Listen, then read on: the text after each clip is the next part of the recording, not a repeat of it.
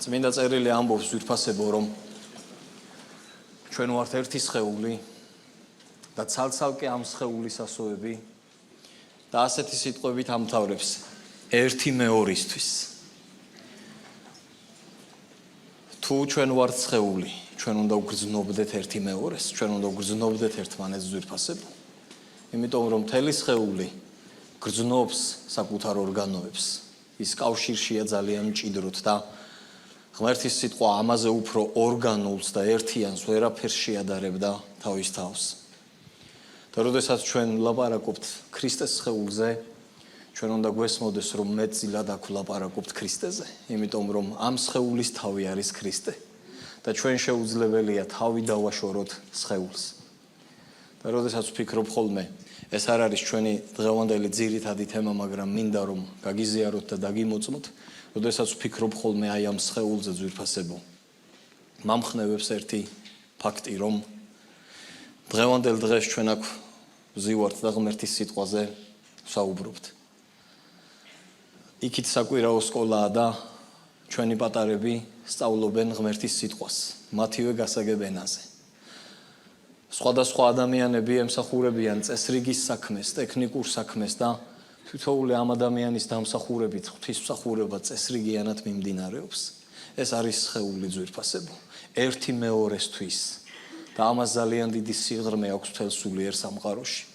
და ხანდახან, როდესაც ვფიქრობ ხოლმე სამწუხაროდ განაწყენებულ ადამიანებზე, რომლებიც ქრისტეს სხეულის მიმართ განაწყენდებიან, ვლოცულობ და ვამბობ ხოლმე, რომ ღმერთო, მიეცი მათ გამოცხადება შენი სხეულის შესახებ, იმიტომ რომ ვერ გავაცალკევებთ თავს სხეულისგან.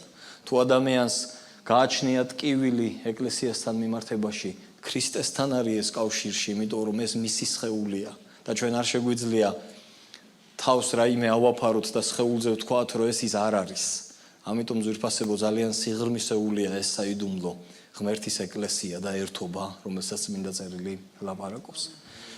და ერთხელ ვფიქრობდი, იცით ალბათ თქვენ, რომ ჩვენ ყოველ ზაფხულს ბავშვთა ბანაკს ვატარებთ და ძალიან დიდი შრომა ჭირდება ხოლმე და ბევრმა თქვენგანმა, ვისაც შვილები დაგყავთ ბანაკებში, იცით ეს რამ ხელა შრომასთან არის მოდიხართ, ურთიერთობა გვაქვს და იცით დაახლოებით შიდა სამზარეულო და ერთხელ როდესაც ვფიქრობდი, ძალიან დაღლილი ვიყავი ამ საქმით, იმიტომ რომ 100 ბავშვზე პასუხისმგებლობის აღება, როგორი გამოცდილებას არ უნდა გქონდეს, ეს ძალიან დიდ გამოწვევასთან და რწმენასთან არის დაკავშირებული და როდესაც ეს 30-40 მასწავლებელი ვართ ხოლმე და ვგეგმავთ ამ ყველაფერს, ძალიან გვესაჭიროება ხოლმე ღმერთის მადლი, რომ ყველაფერი კარგად იყოს და ერთხელ ვფიქრობდი და ღმერთმა ასეთი ხედვა მომცა რაღაცნაირად, ესეთი რაღაც დავინახე სულიერ სამყაროში, რომ ჩვენ ადამიანები ხშირად ორიენტირებული ვართ იმაზე, რაღაც განსაკუთრებულს დავინახავთ, მაგალითად დავინახავთ, როგორ მოინანია ადამიანმა, რომელიც წარსულში კრიმინალი იყო და ვამბობთ, რომ დიდება უფალს, იმიტომ რომ ცოცხალი მოწმობაა. დავინახავთ ადამიანი, რომელიც ნარკომანიაში ცხოვრობდა და განახლდება და ვამბობთ, რომ დიდება ღმერთს, როგორი ცვლილება მოვიდა და ესეთი საკითხები ჩვენ აუგზავნავს ხოლმე, რომ ღმერთს მადლიერება მივაკოთ.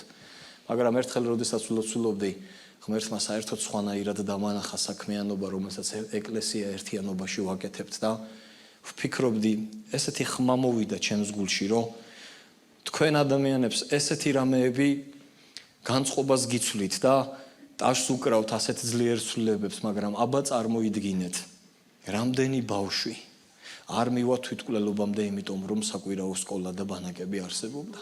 რამდენი კრიმინალი არ მივა ქურდობამდე, კრიმინალამდე, რამდენი ადამიანი არ მივა, იმიტომ რომ საკვირაო სკოლა და ბანაკები არსებობდა.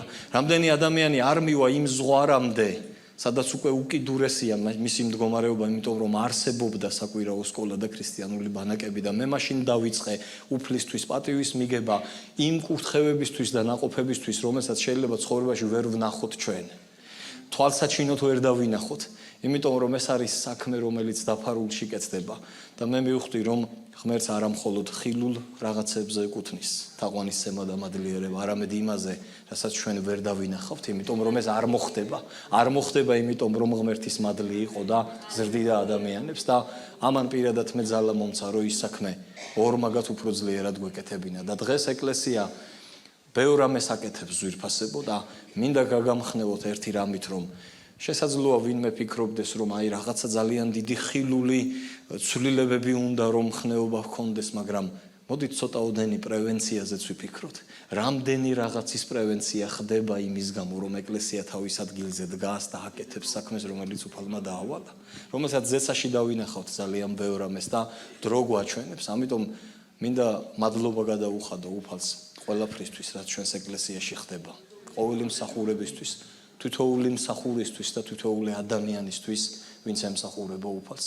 თქვენი გულისთვის ღვთისმსახურება წესრიგიანად მიმდინარეობს და თითოეული თქვენგანის გულისთვის ღმერთს ელჩობა ყავს ამ ქვეყანაში, წარმომადგენლობა და ეს არის მისი ეკლესია. ძვირფასებო, ბოლო ხანებია არ მშორდება გულიდან ერთი თემა, რომელზეც მინდა რომ დღესაც ვისაუბრო თქვენთან ერთად. მინდა დღეს ისეთი ქრისტიანული სათნოების შესახებ გაგიზიაროთ, ღმერთის გზავნილი და ღვთის სიტყვიდან ადგილები, რომელიც სათნოებაც ძალიან ბევრ სხვა ქრისტიანულ სათნოებას აერთიანებს ჩვენს ცხოვრებაში. რომელიც სათნოებაც ბევრ სულის ნაყოფს უყრის ერთად თავს ჩვენს ცხოვრებაში. რომელზეც წერია, რომ უფალი მხარდამჭერია აი ამ სათნოებისა, როდესაც ადამიანის ცხოვრებაში არსებობს. და ეს არის თავმდაბლობა, ძვირფასებო. ეს არის თავმდაბლობა. დღეს ძალიან ბევრი აზრი, მცდარი აზრი არსებობს თავმდაბლობის შესახებ. ადამიანებისთვის, ზოგისთვის ეს სისუსტესთან ასოცირდება, ვიღაცისთვის ხათრიანობასთან ასოცირდება და მორიდებულობასთან, ვიღაცისთვის სიღარიბესთან ან უკანა რიგებში სხდომასთან, მაგრამ ბევრად დიდი მნიშვნელობა აქვს სათნოება თავმდაბლობას. და ყველა ეს მცდარი შეხედულება აფერგრთალებს ხოლმე აი ამ სათნოების მნიშვნელობას. და მე მინდა დღეს რომ ბიბლიური მნიშვნელობის თავმდაბლობაზე ვილაპარაკოთ, რას ეძახის ღმერთის სიტყვა თავმდაბლობას და როგორ რეაგირებს ეს ჩვენს ცხოვრებაზე, რომ ის ერთადერთი შესაძლებლობაა მოწოდებაში ცხოვრების, რომ ის ერთადერთი შესაძლებლობაა ღმერთთან სიახლოვის. ეს არის თვისება, რომელიც უამრავ სხვა სულის ნაყოფს თავისში აერთიანებს. უფალმა თქვა, რომ მე ვარ გულით თავმდაბალი და ისწავლეთ ჩემგან. ეს არის გზა ქრისტესადმი დამსგავსების, ძვირფასებო.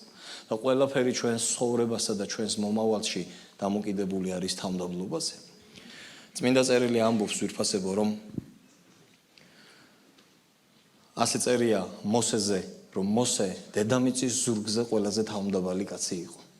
და სიტყვა, რომლითაც ეს თავმდაბლობა არის აღწერილი ებრაულში, სინონიმი არის თვინიერების.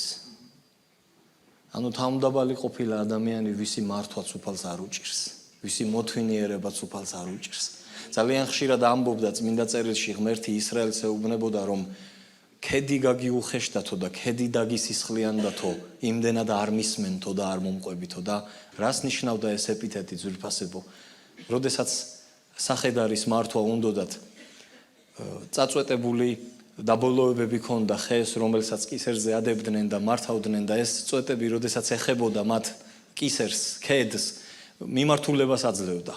მაგრამ თუ ჯიუტი იყო ეს ხარი, ებრძოდა ხშირად ამას და უსისხლიანდებოდა ხოლმე ეს ქედი. და მერე უმაგრდებოდა და ძნელად გრძნობდა უკვე მიმართულებას თავისი პატრონისგან.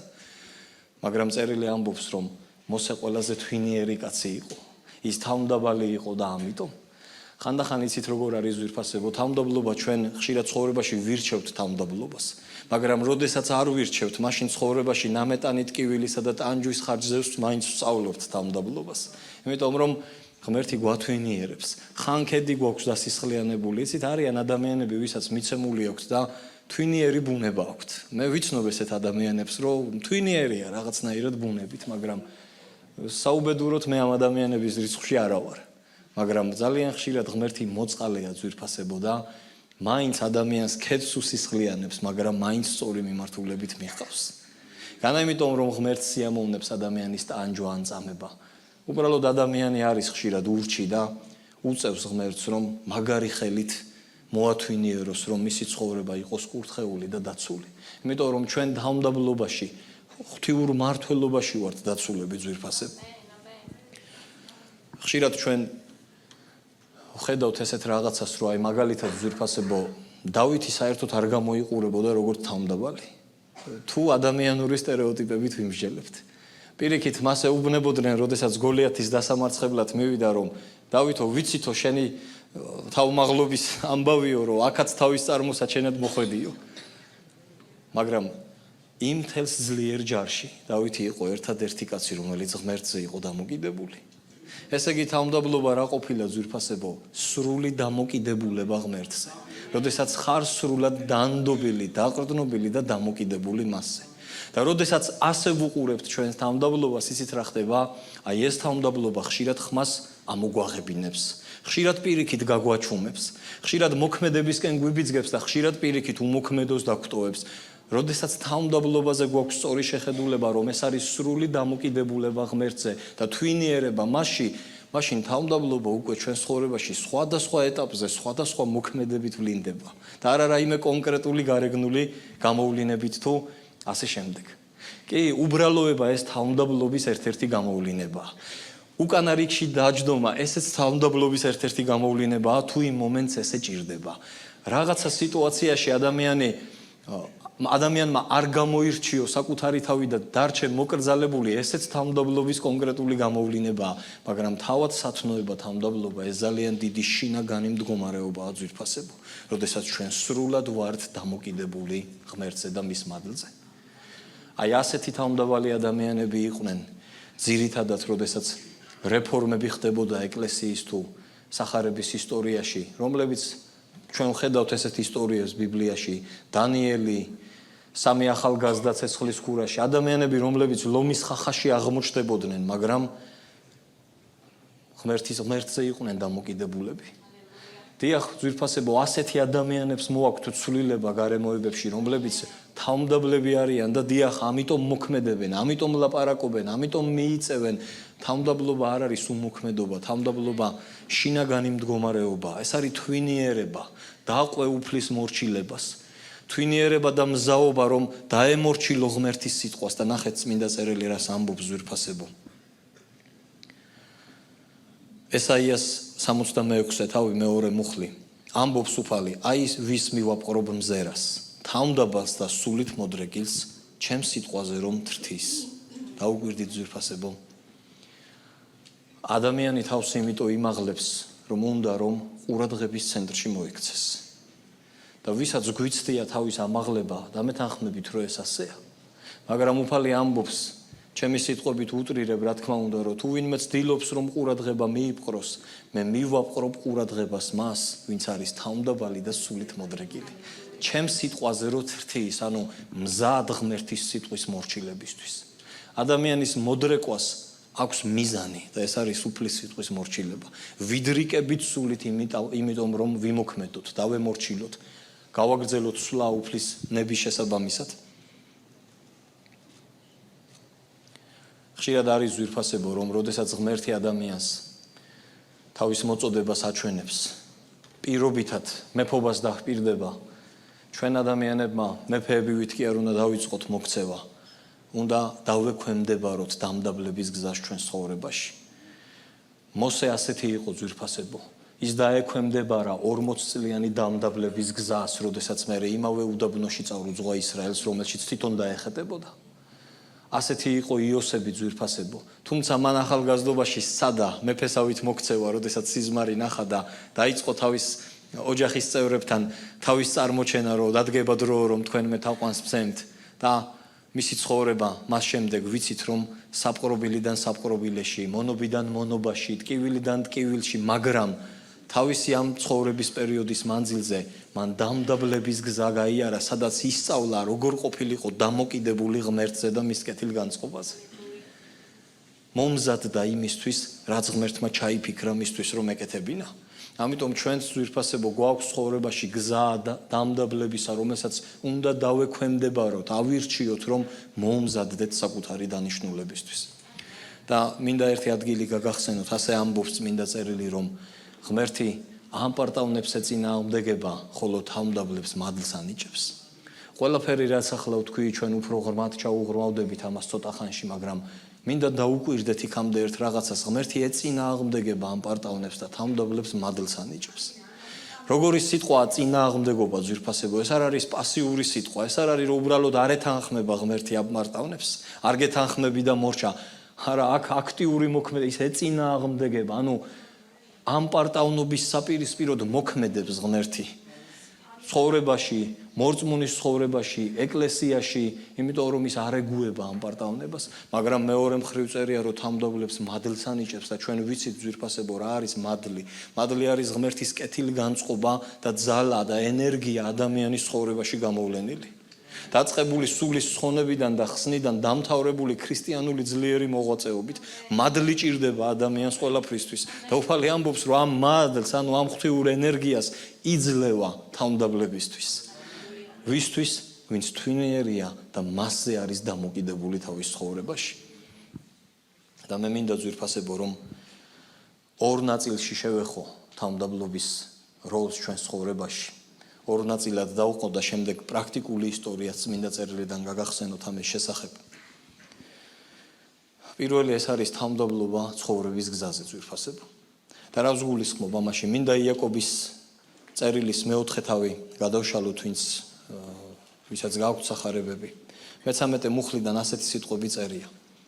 ახლა თქვენ, ვინც ამბობთ, დღეს თუ ხვალ ამა და ამ ქალაქში წავალთ, იქ ერთ წელს დავყოფთ, ვივაჭრებთ და მოვიგებთო. თუმცა ისიც კი არ იცით ხვალ რა მოხდება, რადგან რა არის თქვენი სიცოცხლე? ორთქლი, რომელიც ერთხანს გამოჩდება, მერე კი გაქრება. ნაცვლად იმისა, რომ თქვათ, თუ ინებებსო უფალი და ვიცოცხლებთ, ამას და ამას ვიზამთო. თქვენ კი ამ პარტავნებაში ტრაბახობთ, ყოველი ასეთი ტრაბახი ბოროტებაა. ნახეთ ძვირფასებო, იაკობი მოციქული ესაუბრება ადამიანებს, რომლებიც თავის მომავალს გეგმავენ. დღეს ამ დარბაზში თითოეული ჩვენგანი ჩვენს მომავალს გეგმავთ. ჩვენ ყველას ჩვენი წარმოდგენა გვაქვს, ჩვენი მომავალი გეგმები გაგვაჩნია, ხო, ალბათ ისეთი არავინ არ ვართ, ვისაც არ გააჩნია არანაირი გეგმა. ყველას გვიყვარს საკუთარი თავი, ცხოვრება, მომავალი, ყველანი ვზრუნავთ და წერილი ამბობს, რომ თქვენ ვინც ამბობთ, რომ აქა და აქ წავალთ, ამას და ამას ვიზავთ, ამას ტრაბახს ეძახის წმინდა წერილი. ნაცვლად იმისაო, რომ თქვათ, რომ თუ უფალი ინებებს ამას და ამას ვიზავთ, რატომ არის ეს ასეთი მნიშვნელოვანი ძვირფასებო? განა ეს ეწინააღმდეგება ჩვენს გეგმებსა და წესრიგიანობას და რიგიანობას ჩვენს ცხოვრებაში, როდესაც რაღაცას ვგეგმავთ?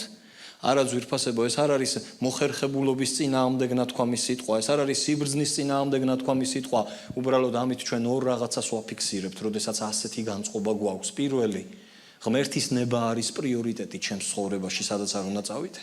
რაც არ უნდა დავგეგმო, სად ცხოვრებაც არ უნდა დავგეგმო. ღმერთის ნება არის პრიორიტეტი. როდესაც მე ამას ვაფიქსირებ, როდესაც მე ვამბობ, რომ თუ უფალი ინებებს. და მეორე, რასაც მე აი ამ მიდგომით ვაფიქსირებ, არის ის, რომ ჩვენ სრულიად ვართ დამოკიდებული ღმერთზე, მის ნებასა და მის მადლზე. და ეს ორი მნიშვნელოვანი ფაქტორია ძალიან ჩვენს ცხოვრებაში, როდესაც ჩვენს მომავალს გეგმავთ.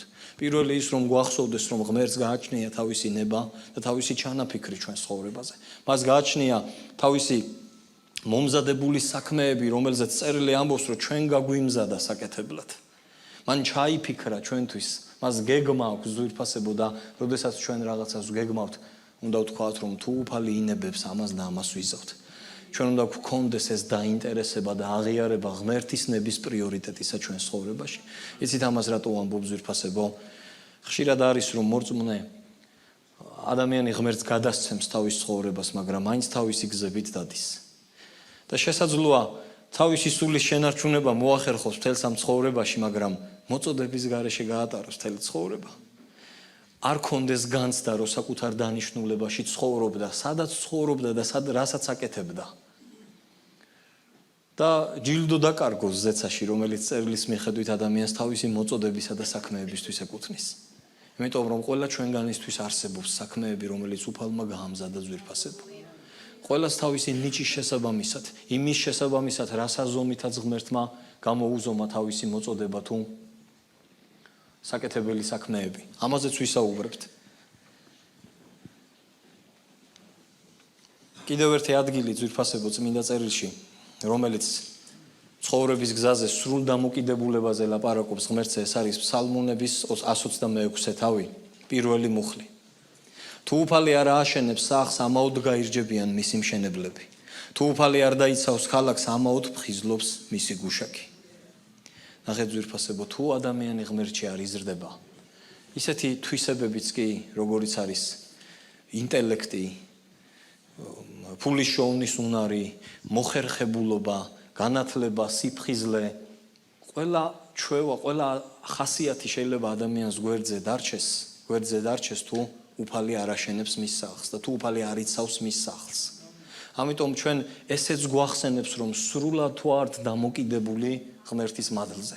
და როდესაც ჩვენ ამ მუხსაც წავიკითხავ, ისევ ბავშვთა ბანაკს დაუბრუნდები და საკვირაო სკოლის მსახურებას, როდესაც ამ ბანაკს გეგმავთ, არა მარტო ბავშვთას, ასევე ახალგაზრდულს, ნებისმიერ საქმეს, რასაც ვაკეთებთ, ყველაფერს ვამზადებთ, რაც შეგვიძლია ადამიანურად რომ გავაკეთოთ.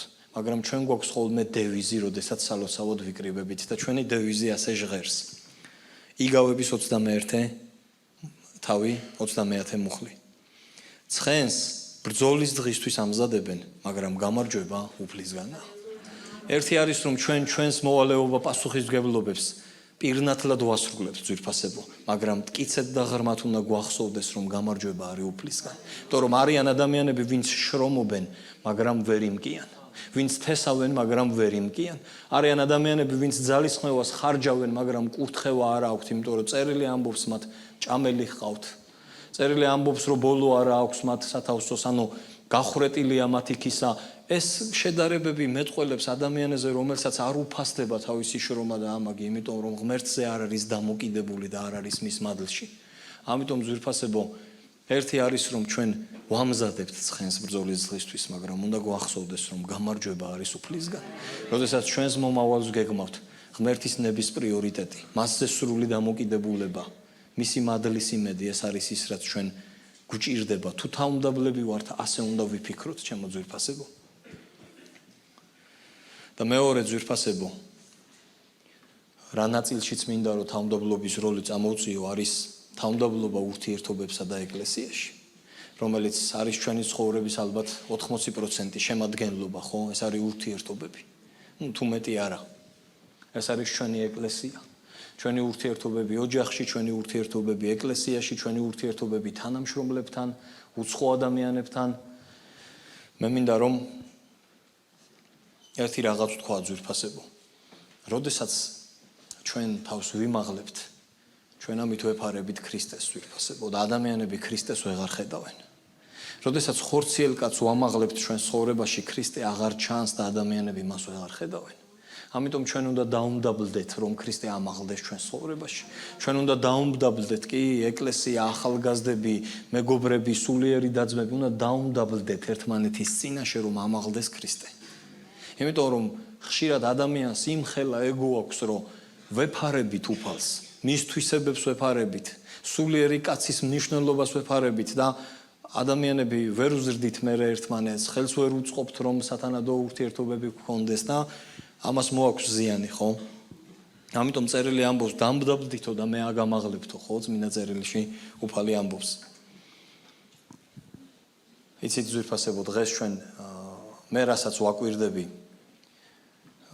უფრო მეტად ამ თაობაში, ამ დროში უფრო მეტად თავაზიანები გავხდით, ვიდრე თავმდაბლები. რას გულისხმობ ამაში? უფრო მეტად ვისწავლეთ ადამიანებმა ჯანსაღი კომუნიკაციის მეთოდები. ისე მოვაგვარებთ ჩვენს კამათს, რომ აი არ დაერქმევა, რომ მაინც და მაინც ვიღაცამ რაღაც დააშავა.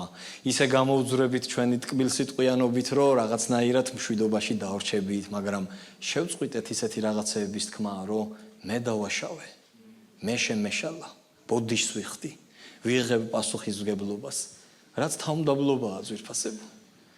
დღეს ძალიან მარტივია შესაძლოა ადამიანმა ისეთ ტექნიკებს მიმართოს კომუნიკაციის, რომ რაღაცნაირად იცით პირადად მე შემიძლია არ ვიყვირო იმის გამო რომ თავმდაბალი ვარ, იმის გამო შემიძლია არ ვიყვირო რომ საკუთარი კულტურა შევინარჩუნო და სახე. ეს თავმდაბლობა არ იყოს. თავმდაბლობა ეს არის სულიერი საცნოება, რომელიც სულიერ კაცში მწიფდება ღმერთთან ურთიერთობაში, რომელსაც ვირჩევთ ძვირფასებო და თუ არ ვირჩევთ, ნამეტანით კივილის ხარჯზე მაინც მიგვითითებს ხოლმე ცხოვრება თავმდაბლობისკენ.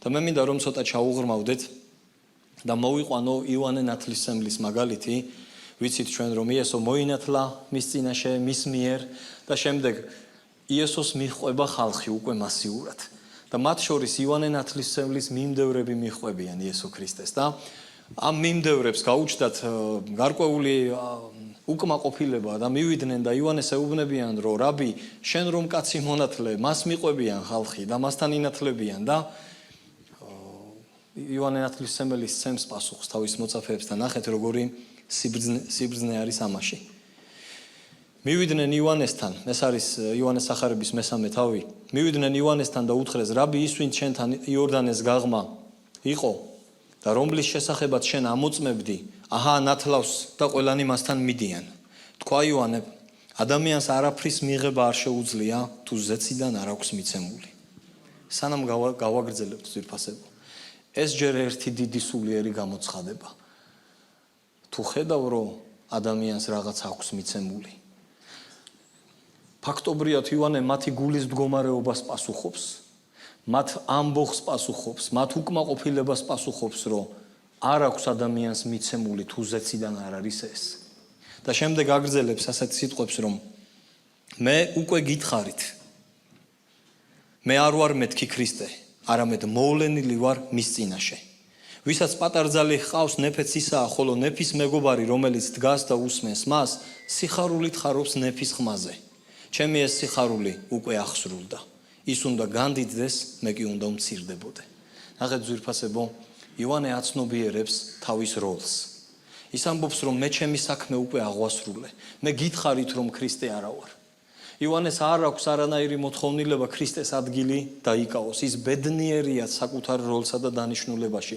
მან თქვა რომ მე აღვასრულე ჩემი მოწოდება ძალიან მალე ამ ტექსტიდან იოანეს თავს მოჰკვეთენ და აღასრულებს მოწამეობრივად თავის მოწოდებას იმიტომ რომ უკვე აასრულა რისთვისაც მოსული იყო მაგრამ აქ არის საოცარი სიტყვები ახლა კი არის დრო რომ ის განდიდდეს და მე ვმცირდებოდე და ძვირფასებო ეს არ არის ნეგატიური გაგებით დამცირება სწორად უნდა გვესმოდეს ჩვენ თითოეული ჩვენგანი უნდა ვსვავდეთ ყოველდღე აი ამ კითხვას ჩვენს ცხოვრებაში ჩვენს გულში დიდდება იესო ქრისტე და ვმცირდები მე როგორც ხორციელი კაცი მცირდება ჩემი ხორციელი კაცი ჩემში და დიდდება იესო და მაღლდება მე თუ ყოველდღე აი ამ კითხვას დავსვავ ასე მე ქრისტეს აღარ მოვეფარები ადამიანთა ცხოვრებაში ასე მე ავირეკლავ ქრისტეს ჩემს ცხოვრებაში თითოეული ჩვენგანის მოწოდება ავიღოთ სინათლე და ავირეკლოთ ანუ ვიცნობდეთ ქრისტეს და ვირეკლავდეთ მათ ადამიანების ცხოვრებაში ამიტომ იოანეს პოზიცია არის ძალიან თავმდაბლური ძვირფასებო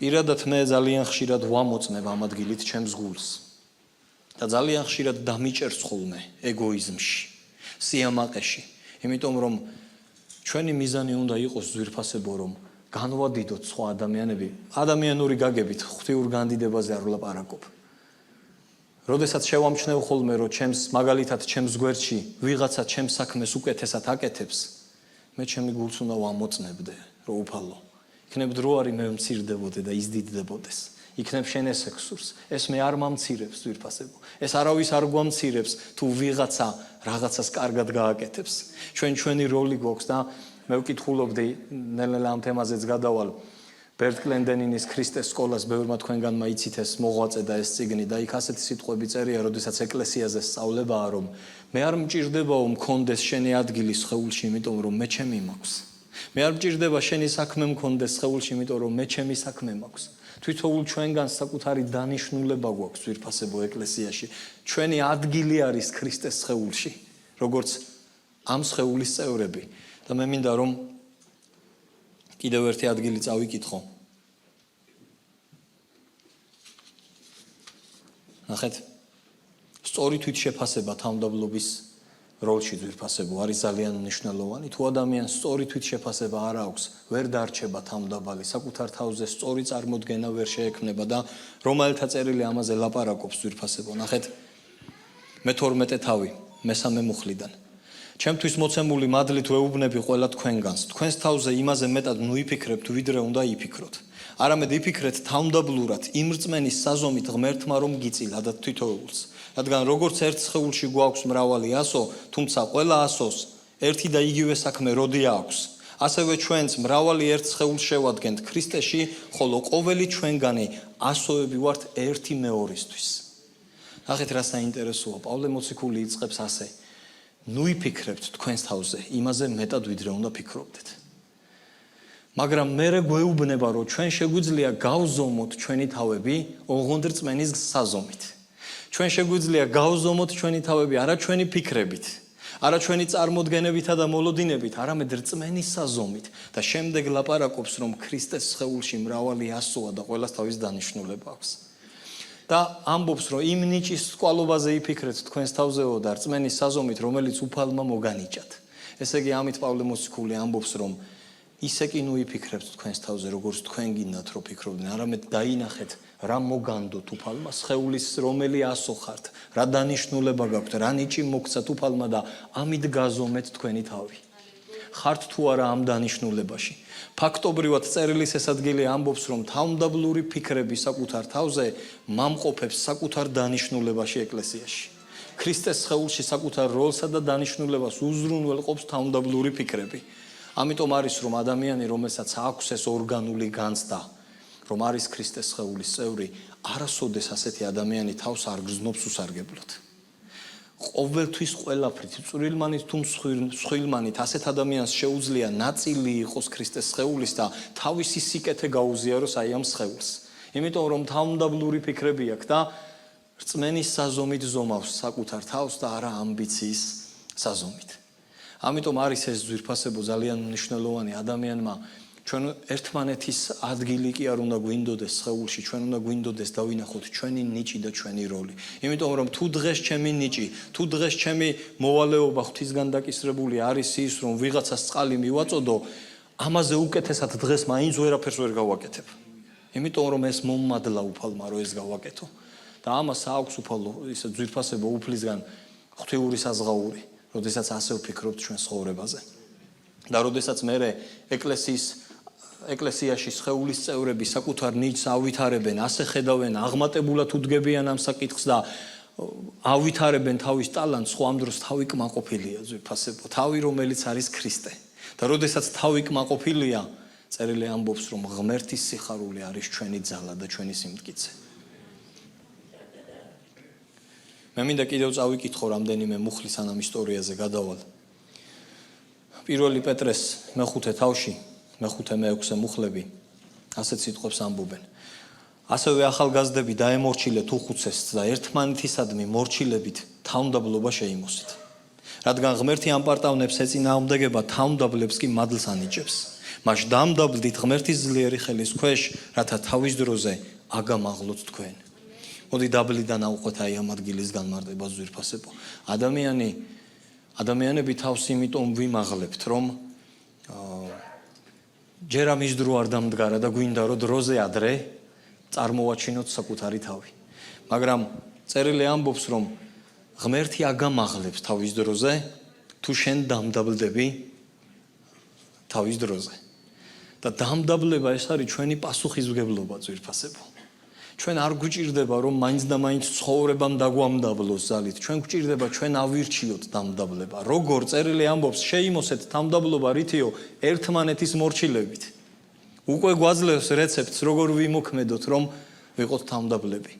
ჩვენ უნდა დავემორჩილოთ ერთმანეთს. რა თქმა უნდა, აქ არ არის საუბარი ძვირფასებო რომ ჩვენ ერთმანეთზე манипуლირება დავიწყოთ წმინდა წერილის რომ შენ მე უნდა დამემორჩილო და ასე შემდეგ.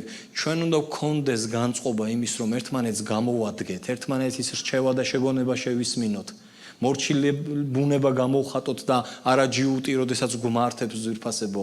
იმიტომ რომ ხანდახან არის რომ თავმდაბალი მგონია თავი, მაგრამ ვიღაცა რომ რაღაცას შემისწორებს მერე იცდება რეალურად ჩემი გული ნამდვილად არის თუ არა თავმდაბალი, ხო ესეა? თავისთავად ყველა თავმდაბალია, როდესაც მშვიდობიან და ჰარმონიულ გარემოში მოათავსებ, მაგრამ როდესაც სიტუაცია ვითარდება ცოტა სხვანაირად, დაძაბულობა შემოდის, რისხვა შემოდის, ურთიერთობებში რაღაცა მეტოქეობას აქვს ადგილი, აქ იცდება ადამიანის გული რამდენად თავმდაბალია. ამიტომ წერილი ამბობს, რომ შეიმოსეთ თავმდაბლობა, იმიტომ რომ ამ პარტავნებს ღმერთი ეწინააღმდეგება. ამიტომ ჩვენ თუ ავირჩევთ ძვირფასებო სწორ დროს დამდაბლებას, მობოდიშებას თუ ეს საჭიროა, შესმენას თუ ეს საჭიროა, ღმერთი აგვამაღლებს თავის დროზე. მისგან არის ამაღლება და ჩვენ ალბათ ვიცით ხო ძვირფასებო, რომ ხო გინახავთ ადამიანი, რომელიც ცდილობს რომ თავი აიმაღლოს. ეს ხომ თქვენს თვალს არ გამოპარვია. ხომ არ გეჩვენებათ, ეს ხო ლამაზი არ არის, როდესაც ამას ხედავთ, რომ ადამიანი თვითონ ცდილობს საკუთარი თავის ამაღლებას. ხო თვალში კარგად არ გხვდებათ. ამ დროს ამაყი ადამიანი თვითონ ვერ ხედავს, რომ ცუდად ჩანს, იმიტომ რომ სიამაყე სიბრმავეა, მაგრამ მოციფული ადამიანი გვერდიდან ხედავს, რომ არ შეეფერება ეხლა ამას თავს ესე რომ იწონებს. ამიტომ ძვირფასებო ნახეთ, თუ მართლა უნდა აუმაღლდეთ და გვაქვს ეს სულიერი ღირებულება, რომ ჩვენი ამაღლება საჭიროა, ამას პირველი უფალი დაინახავს ძვირფასებო. თუ რამე მოგვეცემა, მისგან მოგვეცემა, თუ ჩვენ ვიფიქრებთ ჩვენს თავებზე რწმენის საზომით და არა პირადი გემოვნებით.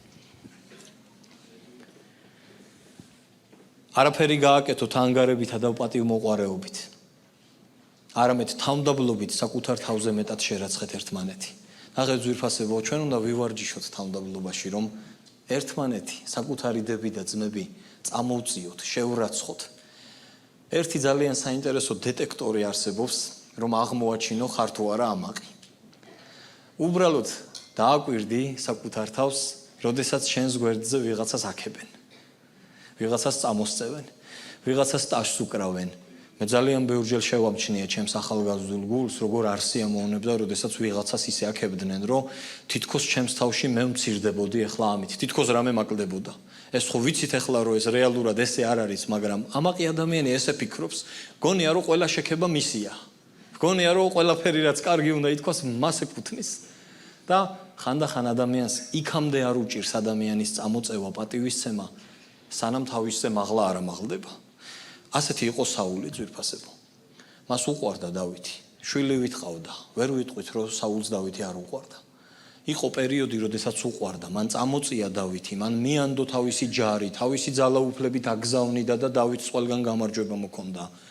მაგრამ როდესაც მოისმინა სიმღერა ქალებისა, რომლებიც ამბობდნენ, რომ საულმა მოკლა 1000 და დავითმა 10000, მის გულში დაისადგურა შურმა და წყენა. და არც დამალა თქვა, რომ როგორ აძლევენო დავითს 10000-ო და მე კიდევ 1000 მომცესო. როგორც კი ეს შედარება მოხდა მათ ცხოვრებაში, მის გონებაში, როგორც კი შედარება მოხდა მეტოქეობა. გაჩნდა მეტოქეობა დავითის მიმართ. მოწინააღმდეგეთ აღიქვა მოწოდებული ადამიანი, როცა მისი მხარდამჭერი იყო მთლიანად. და ვიცით ჩვენ რა მოყვა საულის ცხოვრებას, ღმერთის მღვდლებისა და მსახურების ამოხოცვა დავითის დევნაში, დავითის მოსაკლავად დევნა და ასე შემდეგ, რის გამოც მისი ცხოვრება ტრაგიკულად დასრულდა. როცა შესაძლებელი იყო, რომ ასე არ მომხდარიყო. მაგრამ გამოსცადა საულის გული აი ამ შედარებამ. იცით ძვირფასებო, პირველი მკვლელობაც ვიცით ხო ჩვენ შურის საფუძველზე მოხდა. მოეღუშა კაინს სახე, იმიტომ რომ აბელის მსხვერპლი მიიღო მამამ. და იმის ნაცვლად რომ ეკითხა აბელისთვის, რომ აბელ ძმაო, რა გააკეთე ეგეთი, რომ ღმერთი აამე, მეც მასწავლე, გადაწყვიტა რომ მოეკლა. ეს რაღაცები ჩვენ ადამიანურ ბუნებაზე გველაპარაკება ძვირფასებო. მე უნდა შემეძლოს თუ კი ვინმე მოვა და იტყვის, რომ აი ჩემი ძმა დათუნა როგორი კარგია და აქებენ, მე უნდა შემეძლოს, რომ თქვენ კიდე არ იცით ის როგორი კარგია. თქვენ კიდე მე უნდა შემეძლოს მისი წამოწევა, ეს მე არ მომცირებს ძვირფასებო. ეს ღმერთს მოსწონს, ეს მისი ბუნებაა.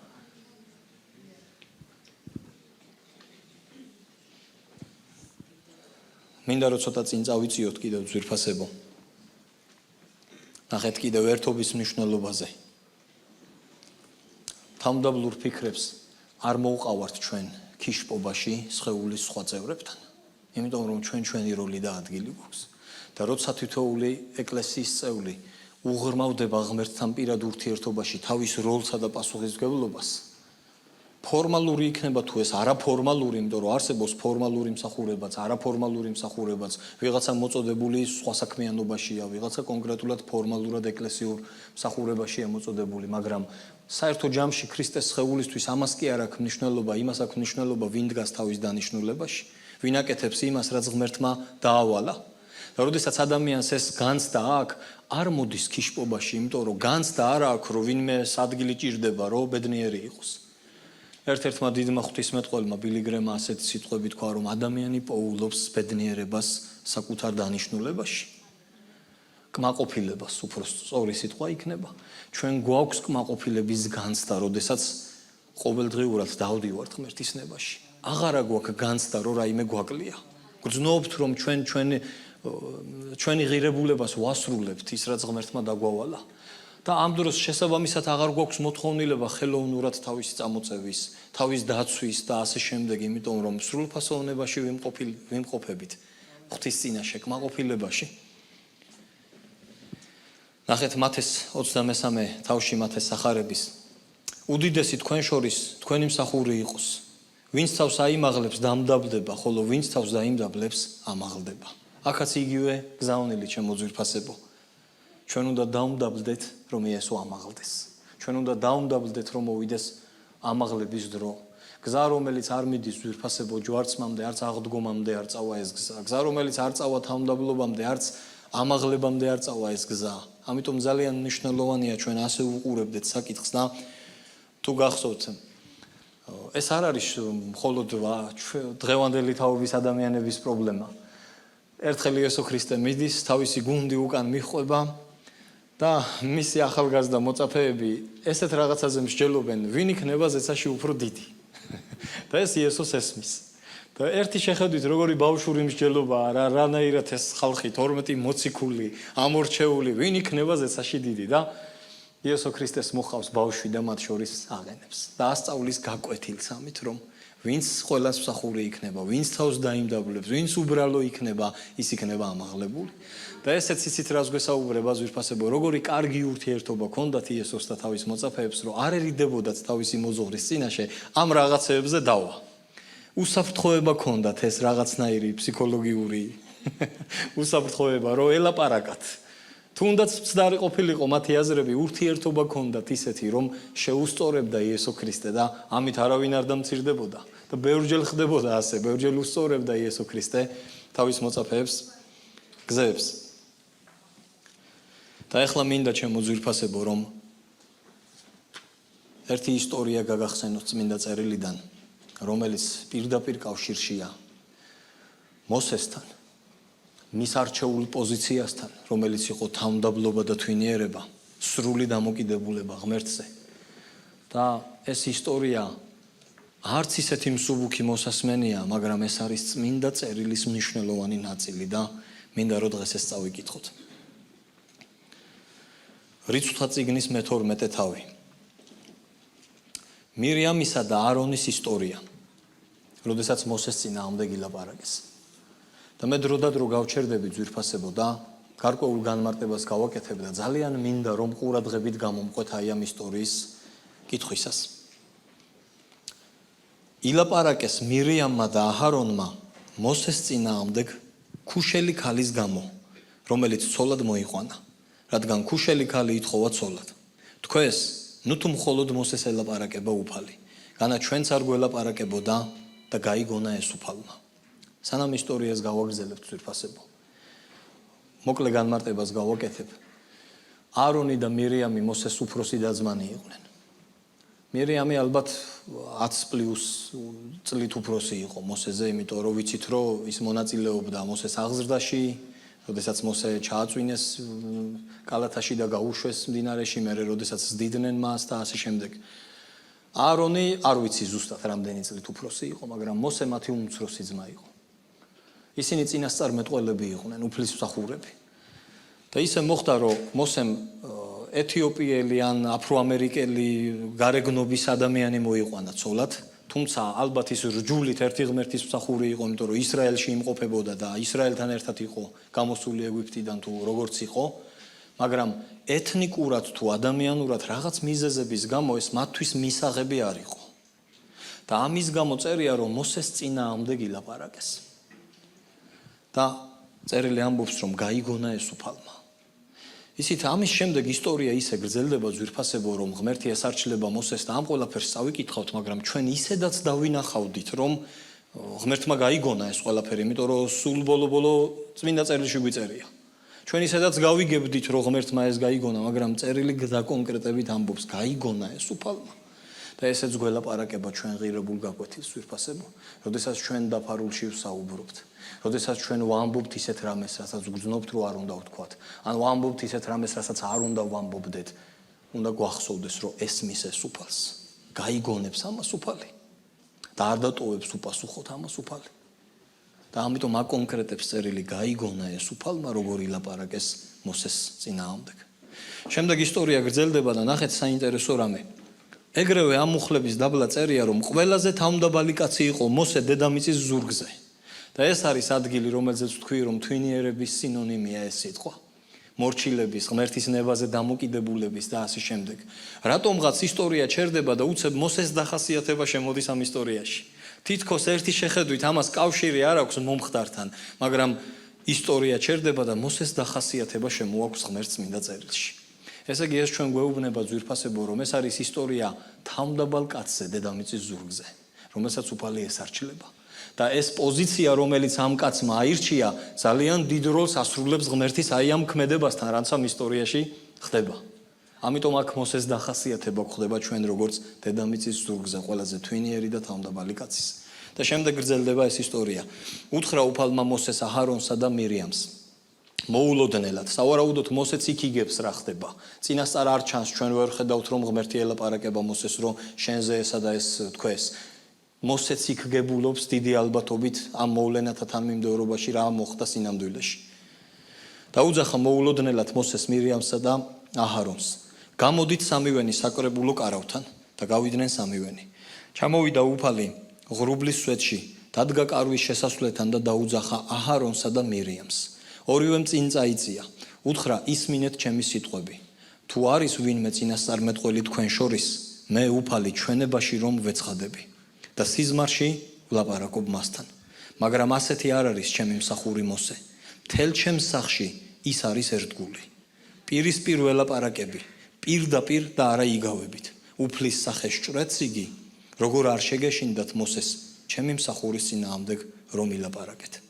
სანამ გავაგრძელებ ისტორიას ძვირფასებო, კიდევ ერთი დახასიათება შემოდის თავმდაბალი კაცის და თავმდაბლობის თვისების და ეს არის ერთგულება.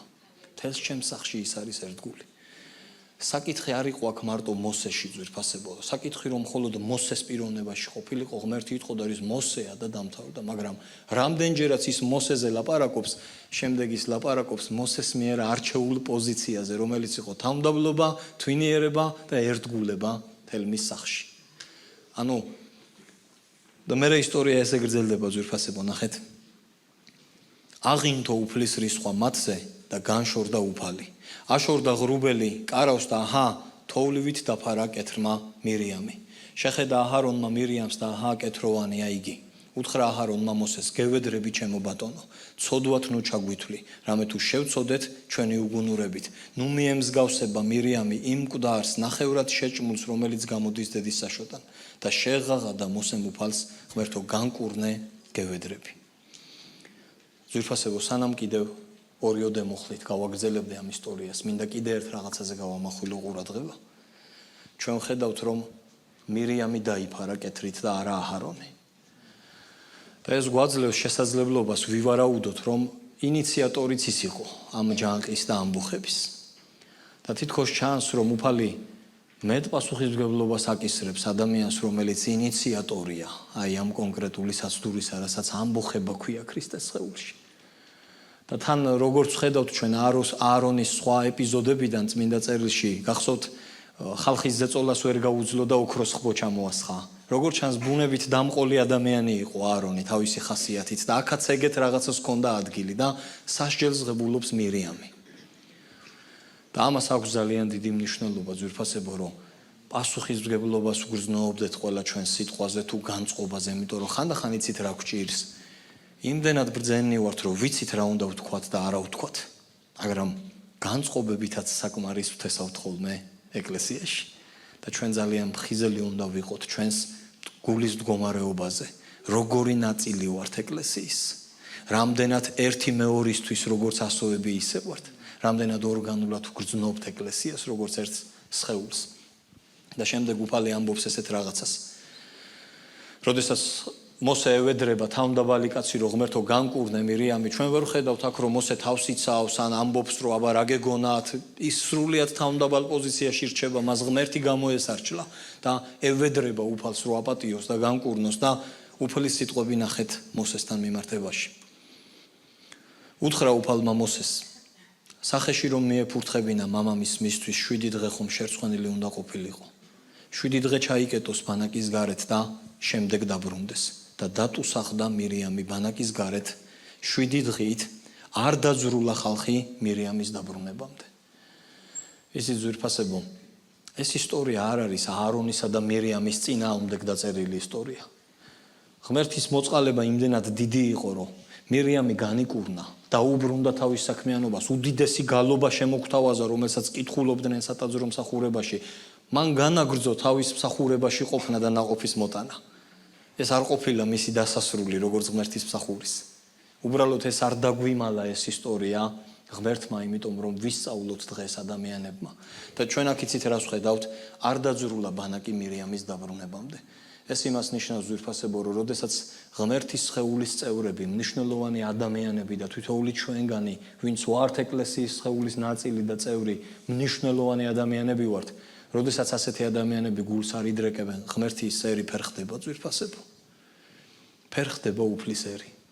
ეს რომ ასე არ იყოს, სხვანაირად არ იქნებოდა ეკლესიაში დისციპლინა წევრობისა და წევრობის შეჩერების შესახებ. ან მაგალითად, როცა იესო ლაპარაკობს, რომ უნაყოფო ვაზს გაწმენს, რომ ნაყოფი ერთხელი არ შეუშალოს, იმიტომ რომ რეალურად ადამიანებს შეგვიძლია ჩვენი ამპარტავნებით ერთმანეთს ხელი შეუშალოთ, მაგრამ თავმდაბლობით წინ წავწიოთ ღმერთის ერი და მისი საქმიანობა. ამიტომ ეს მნიშვნელოვანი გაკვეთილია და ძალიან მეუხერხულება, რაც მინდა ეხლა ვთქვა, მაგრამ არ მინდა რომ წმინდა წერილს რაიმე მოვაკლო ძვირფასებო და ნახეთ, უფალი როგორ გამოხატავს თავის ზიზღს არა ადამიანების მიმართ, არამედ ამბოხებისა და ჯანყის მიმართ, რომ რა სიტყვებით ამბობს, რომ მათ ჰქონდათ სავარაუდოდ, არ ვიცი, რჯულში ვერ მოუძებნე ეს ადგილი, მაგრამ სავარაუდოდ სახალხო წესი ჰქონდათ ასეთი, რომ თუ მამა შეაფურთხებდა შვილს სახეში, 7 დღე უნდა ის გარეთ ყოფილიყო და განწმენდილიყო და მერე დაბრუნებულიყო და ფაქტობრივად უფალი ასეთ მძიმე შედარებას იყენებს, რომ თუ მამამისის შეფურთხებაზე უნდა 7 დღე გაეტარებინაო გარეთ, მაშინ უთხარიო წავიდესო და განიწმინდოსო ეს 7 დღე. არ ვიცი ეს სიტყვები როგორ თქვა, მაგრამ უფალმა ასეთ მძაფრ შედარებას არ ვიცი როგორ ვთქვა. რთულია როგორ უნდა თქვა, რომ ღმერთმა ვინმეს სახეში შეაფურთხა. ან ვინმეს ესეთი სიტყვები უთხრა, მაგრამ ისეთ შედარებას იყენებს, რომ ფაქტობრივად ტოლფასიაო ამისო ამბობს, იმდენად მძულს მე ჯანყი და ამბოხება. და მე ვხედავ ძვირფასებო, როდესაც ამ ადგილს ვკითხულობ, რომ ღმერთი არის თავმდაბალთა ადამიანების მოსარჩლე. თუ შენ და მე ვიქნებით თავმდაბლები, უფალი გამოგვესარჩლება ცხოვრების გზაზე. თუ ჩვენ ავირჩევთ, მე როგორც უკვე ვთქვი, საკითხი მოსეში არ იყო, საკითხი მოსეს მიერ არჩეულ პოზიციაში იყო, რაც იყო თვინიერება და თავმდაბლობა უფლის წინაშე. თუ ჩვენ ასეთები ვიქნებით ძვირფასებო, ღმერთი გამოესარჩლება ჩვენს ცხოვრებას. გამოგესარჩლება შენ და მე უფალი. იმ გასაჭირში, იმ ცილისწამებაში, იმ პრობლემაში, იმ სატკივარში თუ დევნაში, რომელსაც ახლა განიცდი, თუ აირჩევ თვინიერებას, თუ აირჩევ მოდრეკილობას სულისას ღმერთისას. დიდება გქონდეს უფალს. და ბოლოს ჩემო ძვირფასებო, მინდა რომ სულ სამი რამე გითხრათ, ძალიან მოკლედ, რა არის თავმდაბლობის ჯილდო ჩვენს ცხოვრებაში. რა მხარდაჭერას სთავაზობს ადამიანს ღმერთი თავმდაბლობის გამო და ნახეთ. პირველი ეს არის ღმერთი ისმენს თავმდაბლების ლოცვას. ფსალმუნების მე-9 თავი 37 მუხლი. ისმინა უფალმა თავმდაბალთა წადილი, გულსგან უმტკიცებს მათ და ყურს მიაპყრობს მოსასმენად. წადილი იცით რა არის? სურვილი ძვირფასებო. ანუ გაითვალისწინა უფალმა თავმდაბალთა სურვილი. ნახეთ როგორი მზრუნველია უფალი. ისმინა თავმდაბალთა წადილი უფალმა და მიაპყრო ყური მოსასმენად. პირველი ჯილდო რა არის თავმდაბლების ცხოვრებაში? ღმერთი უსმენს მათ. ისმენს მათ ლოცვებს ღმერთი. მეორე ძვირფასებო, თავმდაბალს ღმერთი აძლევს მიმართულებას ცხოვრებაში. ნახეთ რა წერია ისევ ფსალმუნები 24 თავი მე-9 მუხლი. თავმდაბალს სამართალში მიუძღვის, თავის გზას ასწავლის მორჩილთ. ღმერთია გარანტია თავმდაბალი ადამიანების ცხოვრებაში, რომ მათი გზა სამართლიანი იქნება. სადაც ფეხს დაადგავენ, სამართალში უფალი წარუძღვება. არ იქნება ის დაჩაგრული ამ კუთხით, იმიტომ რომ უფალი წარუძღვება მის სამართალს. და მესამე, ღმერთი უგზავნის მატერიალურ და სულიერ კურთხევებს ადამიანს, რომელიც არის თავმდაბალი. ანუ ღმერთი იღებს თავმდაბალ ადამიანზე მზრუნველობას ძვირფასებო. და ნახეთ რა წერია Თავმდაბლობისა და უფლის შიშის საზღაური არის სიმდიდრე, პატივი და სიცოცხლე. ასე იგი ღმერთი ყოველ მხრივ სულიერი და ფიზიკური გაგებით უზრუნველყოფს და ზრუნავს თავმდაბალი ადამიანის ცხოვრებაზე. Როგორი დიდებულია ჩვენი უფალი და როგორ არ უნდა გვინდოდეს ჩვენ რომ ავირჩიოთ თავმდაბლობა და თვინიერება მის წინაშე, როდესაც უფალი აი აქედან გამომდინარე ყველაფერს ითვალისწინებს ჩვენ ცხოვრებაში. Რომ კონდეს მკიცე და ძლიერი მოღვაწეობა და ბოლოს ვირფასებო კიდევ ერთი ადგილი უნდა წაგიკითხოთ და მთავარი რაც სათქმელი მაქვს თავმდაბლობაზე. უფალი ამბობს მოდით ჩემთან ყოველნო მაშვრალნო და ტვირთმძიმენო და მე მოგასვენებთ თქვენ. იტვირთეთ ჩემი უღელი და ისწავლეთ ჩემგან რადგან მშვიდი და გულით თავმდაბალი ვარ და ვპოვებთ თქვენი სულის სიმშვიდეს. ვინაიდან ჩემი უღელი სასიამოვნოა და ჩემი ტვირთი მსუბუქი. ვირფასებო თავმდაბლობა არის ქრისტესადმი დამსგავსების გზა ჩვენ ცხოვრებაში, იმიტომ რომ ის არის თავმდაბალი და ჩვენ ვსწავლობთ მისგან. ამიტომ გაკურთხებთ უფლის სახელით და გისურვებთ რომ თითოეული ჩვენგანი ქრისტეს სხეულში ვირჩევდეთ თავმდაბლობას, საკუთარ როლში ყოფნას, ერთმანეთის წამოწევას, კურთხევას და გვერდში დგომას ვირფასებო, იმიტომ რომ როგორც წერილი ამბობს, ჩვენ ვართ სხეულში ასოები ერთი მეორესთვის და არა ცალ-ცალკე. ანუ ერთი მეორის მხარდასაჭერად და გასაძლიერებლად. დიდება კონდეს ღმერთს. მინდა რომ წამოვდგეთ ვირფასებო, გუნდიც თუ ამოვა რომ უფალს თაყვანივცეთ. მე მინდა რომ ერთი ლოცვა შემოგთავაზოთ ვირფასებო. და ამ ლოცვაში გადავცეთ უფალს საკუთარი სულიერი ცხოვრება, საკუთარი შინაგანი კაცი, რომ უფალმა გვასწავლოს თავმდაბლობა ცხოვრებაში. უფალმა აკურთხოს ჩვენი გზა, ჩვენი გზასავალი მოასწოროს ჩემო ძვირფასებო, გვასწავლოს, დაგვარიგოს, გაგვამხნევოს, განგვამტკიცოს და თუ კი იყო დღევანდელ დღეს ისეთი სიტყვა, რომელიც შესაძლოა შენ ცხოვრებაში ჭირდებოდა, ანერგებოდა, დიდება მიაგე უფალს, პატივი მიაგე მას და შეევედრე აი ამ ლოცვით, რომ უფალმა მოიტანოს ეს თავმდაბლური ცხოვრება ჩვენ ცხოვრებაში. და აქვე ძვირფასებო ამ ლოცვის დროს, თუ კი არის ვინმე ვისაც ჯერ თავის ცხოვრებაში თავისი ცხოვრება უფლისთვის არ გადაუცია, მინდა გითხრათ რომ თავმდაბლობა იწყება ქრისტესთან შეერთებით. პირველი თავმდაბლობის ნაბიჯია, როდესაც ადამიანი აცნობიერებს თავის ცოდვილ მდგომარეობას, სახელს არქმევს თავის საქციელს და გრძნობს და ხვდება რომ მას პატიება ჭირდება. მას ჭირდება გათავისუფლება ამ ცოდვის ტვირთისგან. მას ჭირდება იესო ქრისტე ცხოვრებაში როგორც წინამძღოლი და მწყემსი. აი აქედან იწყება თავმდაბლობა ძვირფასებო ქრისტესთან შეერთებით. თუ კი არის ვინმე ვისაც სურს დახმარება ლოცვაში რომ დაგეხმაროთ, შეგიძლიათ ამ ლოცვისა და გალობის დროს წინ გამოგბრძანდეთ, ლოცვაში დაგეხმარებით ჩვენ უფლის მსახურები და დაგაკვალიანებთ როგორც საჭიროა.